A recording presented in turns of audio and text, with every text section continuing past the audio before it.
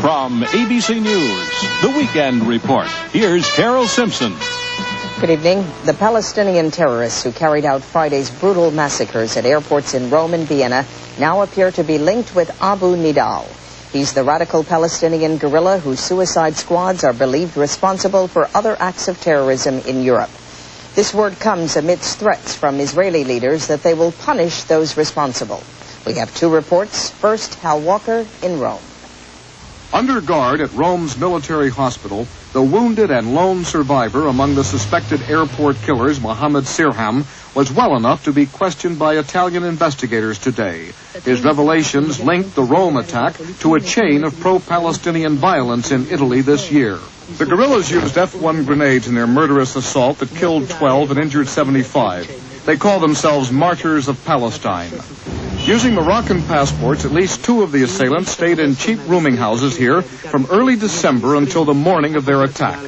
The man charged with bombing Rome's Café de Paris last September 16th also used an F-1 grenade and held a fake Moroccan passport. A week later, British Airways was attacked. The accused carried a Moroccan passport, the weapon, an F-1 grenade. In the hijacking of the cruise ship Achille Lauro in October, two of the convicted pirates carried phony Moroccan papers. All were of the same series, lending credence to reports that squads of anti-Israeli terrorists have infiltrated Europe bent on murder and suicide.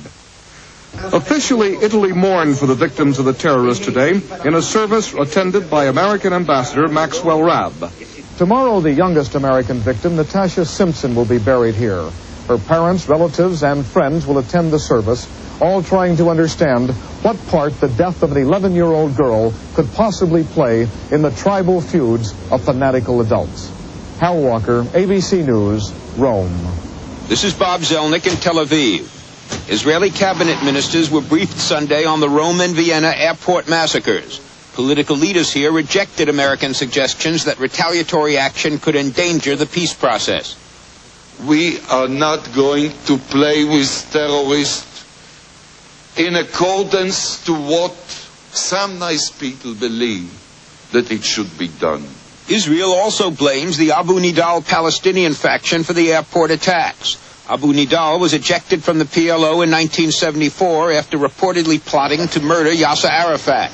While receiving financial help from Libya's Colonel Gaddafi and maintaining some facilities in Libya, Abu Nidal's principal backer is Syria.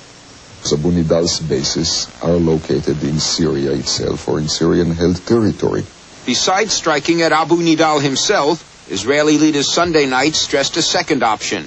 To take measures against countries which are serving as a haven or who are supporting these acts of terror. The Israelis are convinced that Syrian President Assad wants to use proxy terrorists around the world, just as he used proxies against American and Israeli forces in Lebanon. Most here feel the time has come to teach Assad he is wrong. Bob Zelnick, ABC News, Tel Aviv. President Reagan, during a flight to Palm Springs, California for the New Year's holiday, signed letters of condolence to the families of these 5 Americans who were killed by the terrorists at the Rome airport.